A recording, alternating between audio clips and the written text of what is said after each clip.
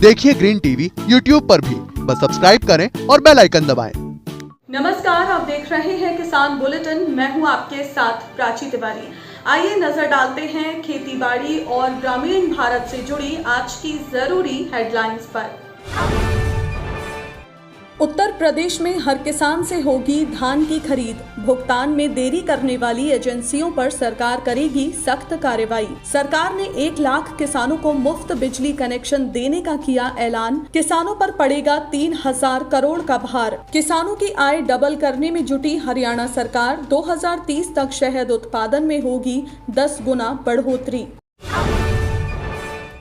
जहां एक तरफ सितंबर खत्म होते होते देश के कई हिस्सों में रबी फसलों की बुआई का काम तेजी से शुरू हो चुका है, तो वहीं दूसरी तरफ धान किसान भी फसल कटाई करके खरीद शुरू होने का इंतजार कर रहे हैं।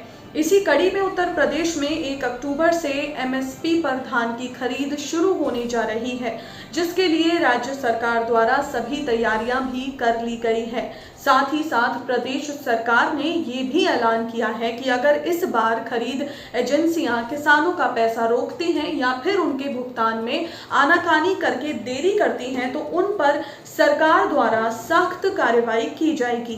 कार्यवाही के तहत एजेंसियों को खरीद प्रक्रिया से बाहर भी निकाला जा सकता है। जानकारी के लिए आपको बता दें कि छोटे किसानों के लिए मंडियों में सोमवार से गुरुवार केवल 4 दिन ही खरीद होगी। इसके तहत एक किसान से अधिकतम 50 क्विंटल की खरीद होगी, जबकि बाकी बचे 2 दिनों में यानी कि शुक्रवार और शनिवार को वो किसान भाई जो 50 क्विंटल से अधिक धान की बिक्री करना चाहते हैं, उनके लिए मंडी खुली रहेगी। इसके अलावा आपको बता दें कि गेहूं खरीद के दौरान किसानों को समय से भुगतान न कर पाने और तौल या भुगतान में घालमेल करने वाली एजेंसियों पर भी सरकार ने कार्रवाई की है। किसानों के हित को ध्यान में रखते हुए राज्य सरकार ने ऐसी एजेंसियों को खरीद की प्रक्रिया से बाहर कर दिया है, तो वहीं इनमें कुछ एफपीओ भी शामिल हैं। मंडियों में सरकारी दर पर धान की खरीद 1 अक्टूबर से शुरू होगी, जो 28 फरवरी तक चलेगी। तमिलनाडु की एमके स्टालिन सरकार ने हाल ही में किसानों को एक खुशखबरी देते हुए राज्य के करीब 1 लाख किसानों को मुफ्त बिजली कनेक्शन देने का ऐलान किया है। खबर की माने तो सरकार इस काम के लिए 3000 करोड़ रुपए से अधिक का खर्च कर रही है। इस बारे में अधिक जानकारी देते हुए मुख्यमंत्री एमके स्टालिन ने कहा कि हमने 4 महीने के अंदर ही किसानों से किए अपने वादे को पूरा कर दिया है। आपको बता दें कि सत्ताधारी दल डीएमके ने अपनी घोषणा पत्र में किसानों के हित में नीतियां बनाने का वादा किया था, तो उसी राह पर चलते हुए किसानों को मुफ्त बिजली कनेक्शन दिया गया है। इस दौरान सीएम स्टालिन ने कहा कि सरकार किसानों के हित में काम करना जारी रखेगी। इससे पहले सरकार में रहते हुए डीएमके ने 2 लाख फ्री बिजली कनेक्शन दिया था। वहीं एआईएडीएमके की सरकार ने अपने 10 साल के कार्यकाल में कुल 2.21 लाख फ्री कनेक्शन दिया था। मुख्यमंत्री ने कहा कि अगले 4 महीने में हम किसानों को 1 लाख और फ्री बिजली कनेक्शन देने की योजना पर काम कर रहे हैं। टाइम्स ऑफ इंडिया की एक रिपोर्ट के मुताबिक बिजली कंपनियों के पास फ्री बिजली कनेक्शन प्राप्त करने के लिए भारी मात्रा में आवेदन आए हैं। अभी भी किसानों के 4.32 लाख आवेदन लंबित हैं। हरियाणा सरकार ने किसानों की आय डबल करने के लिए मधुमक्खी पालन को बढ़ावा देने का फैसला लिया है। इसलिए हरियाणा सरकार ने मधुमक्खी पालन नीति 2021 और कार्य योजना 2021 से 2030 की शुरुआत की है। यही नहीं, हरियाणा सरकार ने अधिकारियों को 2030 तक शहद उत्पादन 10 गुना तक बढ़ाने का लक्ष्य भी दिया है। सीएम ने अधिकारियों से किसानों को मधुमक्खी पालन शुरू करने के लिए प्रेरित करने के निर्देश भी दिए हैं। इसके साथ ही पहली बार मधुमक्खी पालन की पहल को अपनाने के लिए 5000 नए किसानों को प्रेरित करने का लक्ष्य भी दिया गया है, तो इसके लिए राज्य सरकार किसानों को सहायता प्रदान करेगी। आपको बता दें कि मुख्यमंत्री मनोहर लाल ने मधुमक्खी पालन के साथ साथ किसानों को सूरजमुखी और सरसों जैसी वैकल्पिक फसलों की बुवाई के लिए भी जोर दिया है। इससे शहद और इसके उत्पादों जैसे कि रॉयल जेली, वीवैक्स, प्रोपोलिस, मधुमक्खी पराग और मधुमक्खी विष की बिक्री से किसानों की आय कई गुना बढ़ जाएगी। मुख्यमंत्री ने कहा कि निजी उद्यमियों को मधुमक्खी के बक्सों के निर्माण का व्यवसाय शुरू करने के लिए प्रोत्साहित किया जाना चाहिए। चाहिए। कृषि विभाग की अतिरिक्त मुख्य सचिव डॉक्टर सुमिता मिश्रा ने कहा कि अगर हम मधुमक्खी पालन के उत्पादों पर ध्यान देंगे तो किसानों की आय में उल्लेखनीय वृद्धि होगी। बागवानी विभाग के महानिदेशक डॉक्टर अर्जुन सिंह सैनी ने बताया कि हरियाणा देश में शहद उत्पादन में 7वें स्थान पर है। हरियाणा में 4,800 मीट्रिक टन शहद का उत्पादन होता है।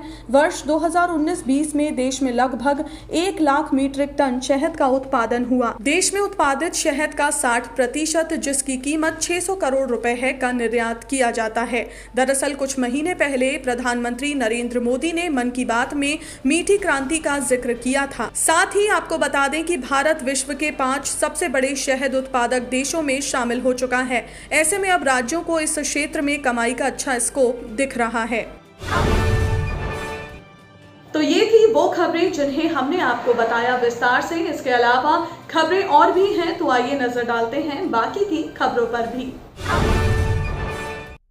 भारत सरकार द्वारा मजदूरों के लिए ई श्रम पोर्टल शुरू किया गया है। इस योजना का मुख्य उद्देश्य मजदूरों और गरीब लोगों को सशक्त रूप से मजबूत बनाना है। अब इसी योजना से जुड़ी एक खास खबर भी आ रही है कि सरकार इस योजना में आवेदन करने वालों को 2 लाख रुपए का मुफ्त बीमे की सुविधा प्रदान करने वाली है। इस योजना में पंजीयन करवाने के लिए लाभार्थी को इसकी ऑफिशियल वेबसाइट ishram.gov.in पर जाकर आवेदन करना होगा, जिसके बाद लाभार्थी को आवेदन करने के लिए अपना आधार नंबर, उससे लिंक मोबाइल नंबर और बैंक के खाते की सभी जानकारी देनी होगी। इसके बाद सभी आवेदनकर्ताओं को 12 अंकों का ई कार्ड प्रदान किया जाएगा। वहीं इस कार्ड के माध्यम से श्रमिकों को कई तरह की योजनाओं का लाभ भी मिलेगा। तो ई श्रमिक पोर्टल में पंजीयन कराने के लिए मजदूर, ऑटो चालक, खेती करने वाले किसान, सफाई कर्मचारी, प्लम्बर, ईंट भट्टे के मजदूर, पशुपालक, आंगनबाड़ी में काम करने वाले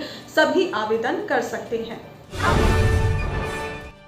उत्तर प्रदेश सरकार ने गन्ना किसानों का पैसा रोकने वाली गन्ना मिलों को अच्छा सबक सिखाया है। दरअसल बलरामपुर में किसानों का 123 करोड़ रुपए रोकने वाली बजाज हिंदुस्तान चीनी मिल लिमिटेड की 50 करोड़ रुपए की संपत्ति को कुर्क कर लिया गया है। ये कुर्की की कार्रवाई एसडीएम की निगरानी में हुई। आपको बता दें कि बलरामपुर के उतरौला थाना क्षेत्र की बजाज चीनी मिल भुगतान में लगातार लापरवाही कर रही थी, जिसकी वजह से किसान प्रदेश सरकार और स्थानीय प्रशासन से लगातार गुहार भी लगा रहे थे, जिसके बाद योगी सरकार ने चीनी मिलों पर तुरंत एक्शन लिया। बजाज हिंदुस्तान चीनी मिल लिमिटेड पर किसानों के 130 करोड़ रुपए बकाया है। किसान भुगतान के लिए कई बार आंदोलन भी कर चुके हैं, मगर किसानों को उनका बकाया नहीं मिला, जिसके बाद एसडीएम और जिला प्रशासन की निगरानी में 50 करोड़ रुपए की संपत्ति कुर्क कर दी गई। इस कुर्क की गई संपत्ति में 94,000 क्विंटल चीनी, 3 कंटेनर सीरा और चीनी मिल की भूमि भी शामिल है।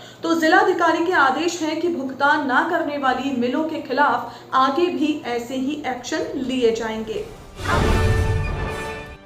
देश में आज पहले सहकारिता सम्मेलन की शुरुआत हो चुकी है। आपको बता दें कि नई दिल्ली स्थित इंदिरा गांधी इंडोर स्टेडियम में आज भारत का पहला राष्ट्रीय सहकारिता सम्मेलन आयोजित किया गया, जहां पर कई बड़ी हस्तियों समेत नेताओं ने हिस्सा लिया। इस मौके पर मुख्य अतिथि के तौर पर केंद्रीय गृह मंत्री अमित शाह मौजूद रहे।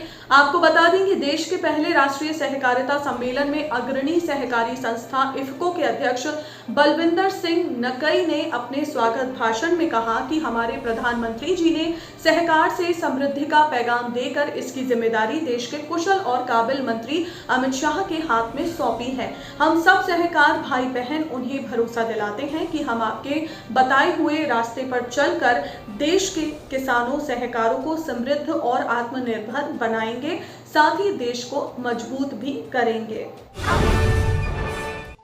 तो आज के किसान बुलेटिन में फिलहाल इतना ही। आप स्वस्थ रहिए और अपना ध्यान जरूर रखिए। फिलहाल मुझे दीजिए इजाजत। नमस्कार। देखिए ग्रीन टीवी यूट्यूब पर भी, बस सब्सक्राइब करें और बेल आइकन दबाएं।